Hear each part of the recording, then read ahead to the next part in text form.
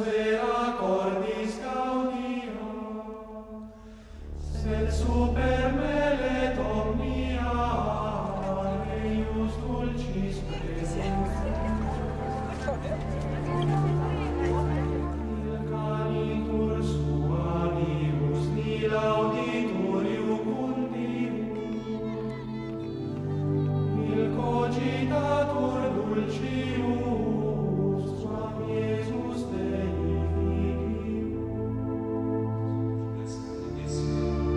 Iesus expeditentibus, quam Deus expedentibus, quam bonus te querentibus, Realizar a lembrança e os ensinamentos deixados.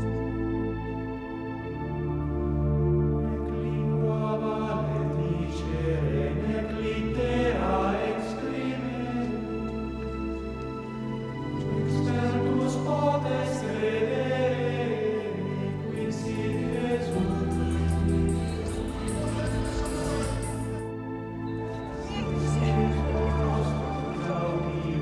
Qui es futurus premium, sit nostra inde gloria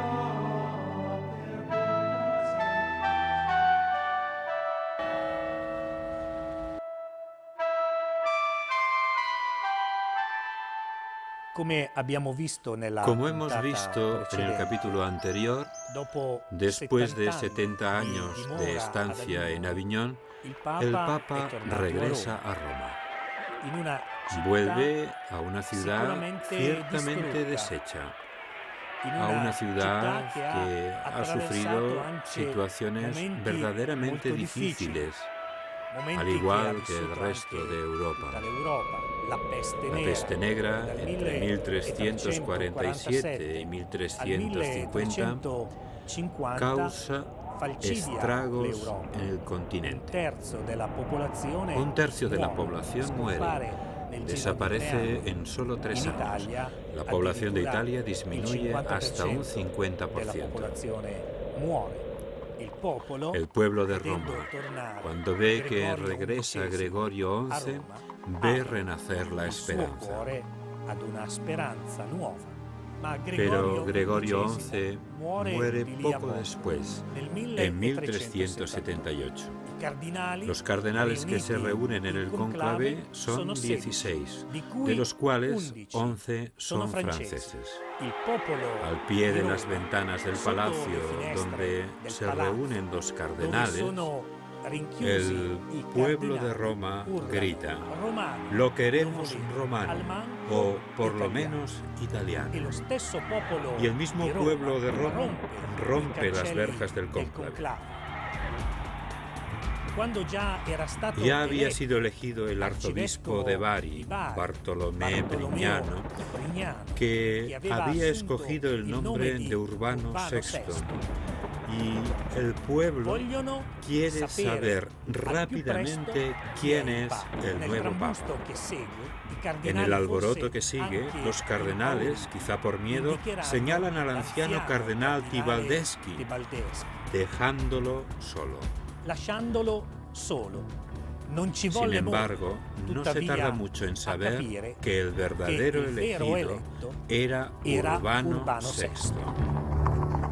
Los cardenales asustados que huyen de la furia del pueblo romano son 13. Llegan a Anagni, donde se reúnen. Es el 9 de agosto de 1378. En esta reunión se redacta un documento amenazador que declara nula la elección de Urbano VI. En Fondi, pequeña ciudad cercana a Nápoles, es elegido el 20 de septiembre de 1378 un nuevo papa. Es el cardenal Roberto de Ginebra, que toma el nombre de Clemente VII. Y que nada más ser elegido, se pone al frente de un pequeño ejército y trata de tomar por la fuerza la ciudad de Roma. No lo consigue y se refugia en Aviñón. Nos encontramos ante una situación anómala con dos papas, uno que reside en Roma y otro que tiene su sede en Aviñón. No es ciertamente la primera vez que nos encontramos en la historia de la Iglesia con un papa y antipapas. Pero esta situación es bastante diferente, porque el mismo colegio cardenalicio que había elegido válidamente a Urbano VI no lo reconoce como papa auténtico y elige otro, Clemente VII. Claramente es una situación muy delicada. Un momento complejo y confuso para la Iglesia, porque si el Papa de Aviñón nombraba abades y obispos para un lugar, el Papa de Roma elegía abades y obispos para el mismo sitio. Así nos topamos con dos obispos para la misma diócesis, dos abades para un mismo monasterio, dos papas, dos obediencias y una cristiandad que poco después se divide. En Roma, cuando fallece Urbano VI, los 14 cardenales romanos eligen a Bonifacio IX. Es el año 1389. Bonifacio IX es un papa más diplomático que su predecesor, pero no consigue arreglar la situación creada con Aviñón. El cisma se prolongará todavía con los papas Inocencio VII y Gregorio XII, sus sucesores. Estamos en Pisa. Aquí, desesperados por la situación del cisma, se reúne un concilio para intentar resolver el problema. No podía haber ido peor. Del concilio de Pisa, en 1409, sale elegido un tercer papa, que toma el nombre de Alejandro V. La cristiandad tiene ahora tres papas. Uno en Aviñón, al que obedece España. Otro en Roma, al que obedece Italia. Y otro en Pisa, al que obedece Francia.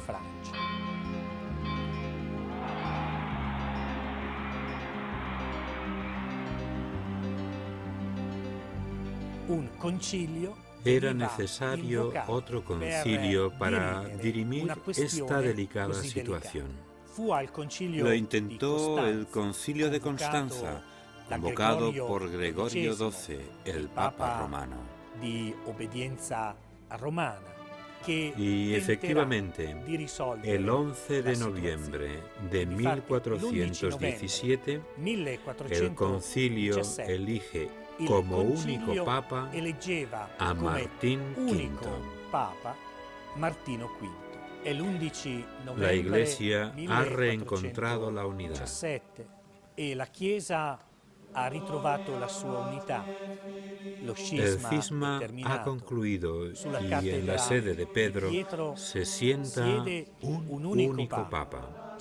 Es verdad que ha habido muchas dificultades y se ha hecho evidente la debilidad.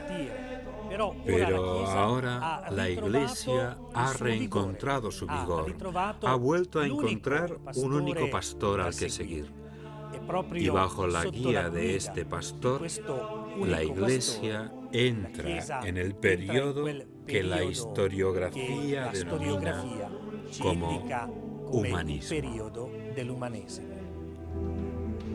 Mientras aquí los conflictos se resolvían, en la otra orilla del Adriático, el antiguo imperio bizantino se veía reducido a un pequeño territorio alrededor de Constantinopla. En el año 1456, las tropas del ejército búlgaro han llegado a Grecia y Belgrado. El Papa Calixto III envía a Hungría a un predicador franciscano, Juan de Capistrano, predicador, que reúne a 20.000 cruzados. Los turcos se detienen. La presión musulmana en los Balcanes provoca que en 1438 sea enviado el Papa Eugenio IV a Ferrara para intentar la reconciliación con la Iglesia de Oriente. Finalmente, en 1439, en Florencia, donde se había trasladado el concilio invitado por Cosimo de Médicis, se firma en la Catedral de Florencia el decreto en griego y latín que declara la reunificación entre Oriente y Occidente. Pero a la hora de la verdad, por desgracia, este decreto nunca fue tenido en consideración. En 1453, Mahoma expugna Bizancio, defendida heroicamente por el último emperador de Oriente, Constantino X y el genovés Justiniano. Las consecuencias son evidentes aún en nuestros días. Por un lado está la Iglesia de Oriente, rodeada por el Islam. Por otra parte, Occidente, que debe enfrentarse directamente con las naves y ejércitos islámicos que han logrado una notable superioridad militar. Bizancio se sentía heredera de la antigua Roma, pero nunca habría imaginado que se encontraría con la presión y la fuerza militar de un ejército que profesaba una fe en otro Dios. Los monjes orientales emigran hacia el norte, hacia la Gran Rusia, rechazando el acuerdo alcanzado con la Iglesia de Roma en 1439. Y precisamente aquí, en Rusia, en Moscú, los monjes radicalizan cada vez más su oposición a Roma. Muchos de los que habían llegado a Italia huyendo llevan consigo libros y manuscritos de las culturas griega y latina, lo que redunda en beneficio del saber de la cultura contemporánea. Las grandes ciudades de Europa, desde Cracovia hasta Ávila, desde Venecia hasta Florencia, experimentan un fuerte desarrollo en este periodo. Muchas ciudades se convierten en ciudades-estado y expanden su comercio hasta las Indias. Ciudades-estado como Florencia, con arquitectos como Filippo Brunelleschi, el cual proyecta y construye la cúpula de su catedral. Toda Florencia es un hervidero de creatividad y actividad. En esta ciudad, regida por los Médicis, Marsilio Ficino funda la Academia Platónica, que tendrá en Pico della Mirandola a su principal exponente. El acontecimiento cultural que supone la Academia Platónica Florentina y todo lo relacionado con ella ha sido objeto de malas interpretaciones y prejuicios por parte de corrientes historiográficas e ideológicas erróneas. Además de ser víctima de un encasillamiento que la historiografía más cuidadosa ha desmentido, es una forma novedosa de acercamiento cultural con la apertura a la cultura griega y la caída de las distancias de los mundos griego y latino. El Renacimiento y, sobre todo en el siglo XV, el humanismo no son una revolución ideológica respecto a la cristiandad medieval, son un desarrollo de la misma. Platón y el platonismo, así como el florecer de las artes y el neoclasicismo, han de interpretarse como episodios de la cultura cristiana, igual que el siglo XIV también es la época de Giotto.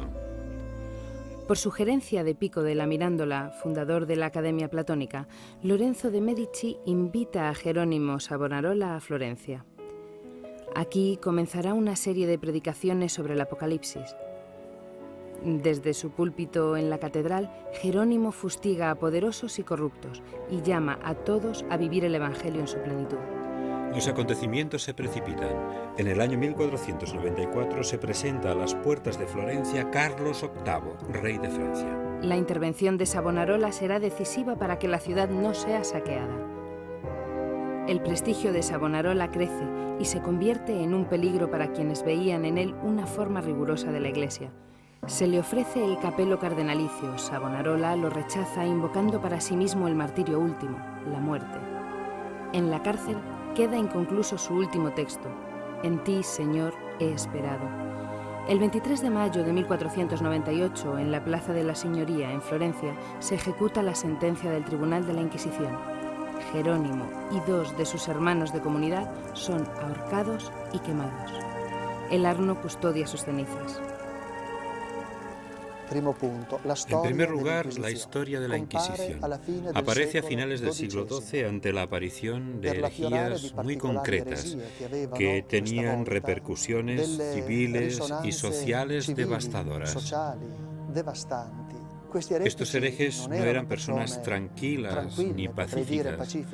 Asolaban los monasterios, robaban en las iglesias, sustraían el Santísimo Sacramento del Sagrario.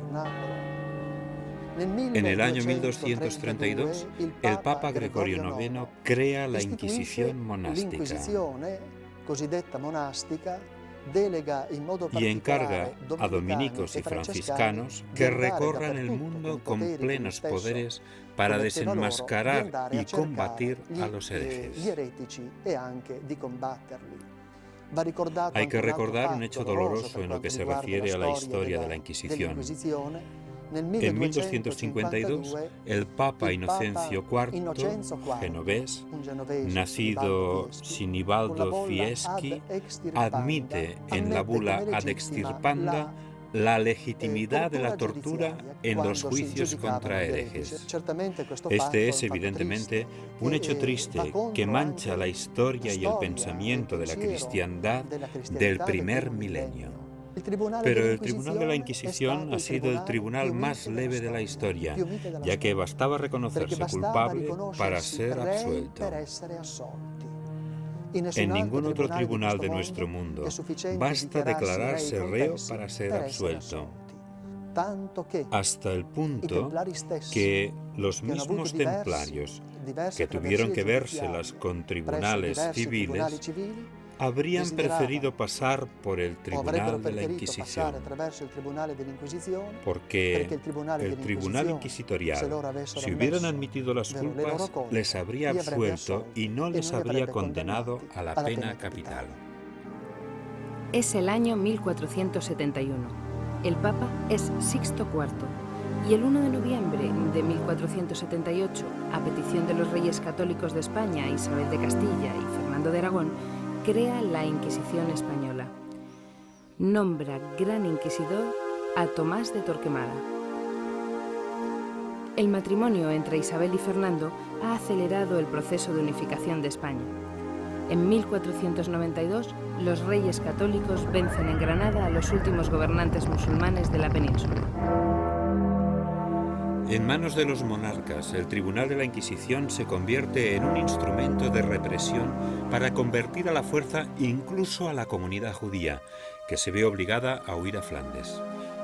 Inocencio VIII no se opone a este empleo seglar y violento de la Inquisición. Al contrario, concede el título de Majestades Católicas a los reyes de España y anima a la Inquisición alemana para que persiga a cualquier mujer sospechosa de brujería.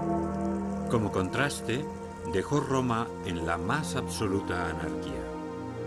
Desgraciadamente, a Inocencio VIII le sucede Rodrigo de Borgia, que toma el nombre de Alejandro VI.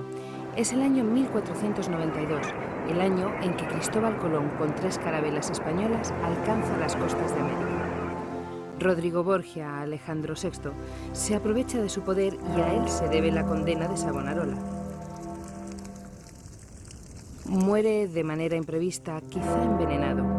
Le sucede Pío III Piccolomini durante pocos días y a este Julio II, el cual, a pesar de ser más soldado que papa, sentó las bases para que sus sucesores pudieran volver a guiar a la Iglesia como auténticos sucesores de Pedro. En esta última parte del capítulo nos encontramos con situaciones muy poco edificantes, hechos que hablan de corrupción y simonía. Pero la Iglesia está viva, sigue viva en muchos. Y entre ellos podemos citar a Jerónimo Savonarola, que no se calla y denuncia la traición al Evangelio. O también, poco antes, Bernardino de Siena, franciscano que para vivir íntegramente su pobreza renuncia al episcopado, para poder predicar sobre todo el amor a Cristo a través de la Virgen María, de quien era sincero devoto. Funda escuelas de teología y a él debemos los primeros principios de ética y moral social.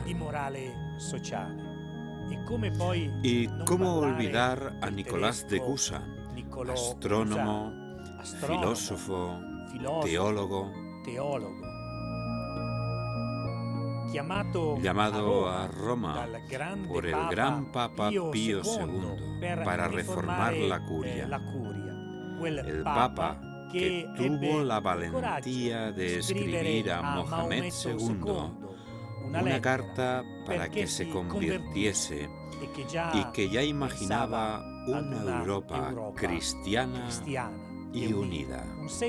Un siglo de grandes contradicciones, pero también de fermento e innovaciones, como el invento genial de Bernardino de Feltre, que para combatir la usura crea los montes de piedad.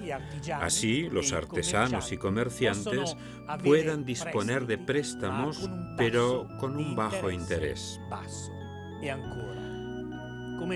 Hay que recordar también, sin duda, la gran figura de Erasmo de Rotterdam, humanista, filósofo que se convierte en ejemplo de la síntesis entre la cultura clásica y el cristianismo. Su obra más famosa es El elogio de la locura. Y para terminar este capítulo, tenemos que hablar también de libros.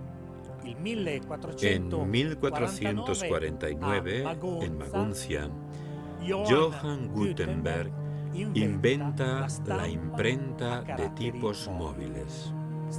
Estamos entrando en el siglo XVI. Lutero está viajando a Roma y Miguel Ángel está a punto de firmar el contrato para pintar la Capilla Sixtina.